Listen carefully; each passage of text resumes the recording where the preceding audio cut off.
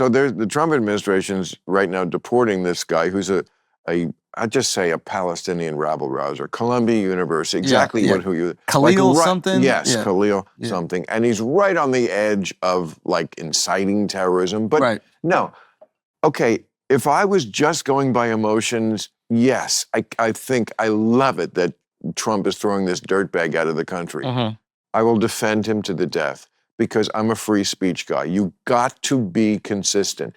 If I'm always on the right for what they're doing against free speech, which I am, and way always on the left. I mean, you said woke. I don't want to talk about woke. I'm always fucking with the woke. The woke hate me more than anybody for good reason. Because when I stick the knife into them when they deserve it, it goes right to the bone, which it should, because they don't believe in it either. So here's a case where, yes, emotionally, because I'm a supporter of Israel, I would like to see this guy out of the country. No, you can't just throw people out because you don't like their speech. Especially if you give them or you grant them some form of, I don't know if he had a citizenship, maybe a visa or something like that, but you're essentially giving this... Green card. He has a green card. So if he has a green card, you're giving them the opportunities to be an American, exist as an American for this amount of years. But if you have the green card, you do have the same rights as an American citizen. That's what I'm saying. Right, okay. So we have to give that person those rights. You have to. As annoying as that is. As annoying as it is. You probably should have looked into his resume before you gave him the green card. Because that's always what...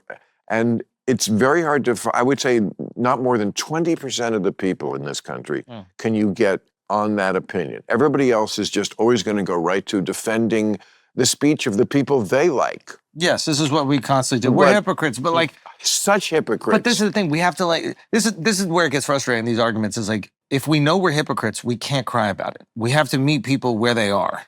Correct. Right? So like, I mean, I'm sure you've seen on Twitter, like everybody's talking about, Israel, and like, it seems like there's waning support in America for Israel. Oh, absolutely. So here's an example, which you hear people say all the time, like obviously the politicians have no clue how to communicate, most of them, and they're just like, well, this is our closest ally. And then you get asked why, and they go, oh, they don't know, because they're just being told that they're the closest ally.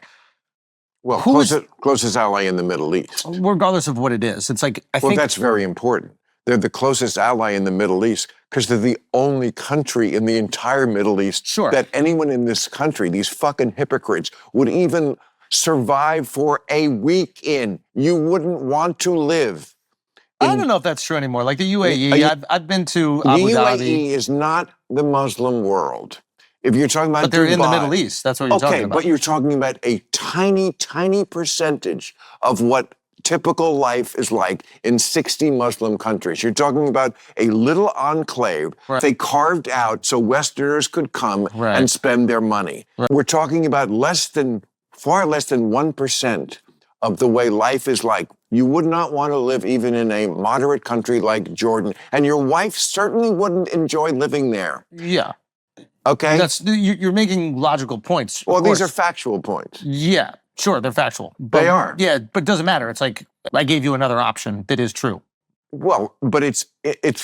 I think, matter of fact, I would even argue that life is more relatable to the average American in the UAE or in Dubai than it is in... Again, but it's a disingenuous argument. Why is it disingenuous? Because I just told you. You said you can't live there, and I was like, here's another place. Because it's not typical. I said the entire Middle East. So if I... Okay, so look, here...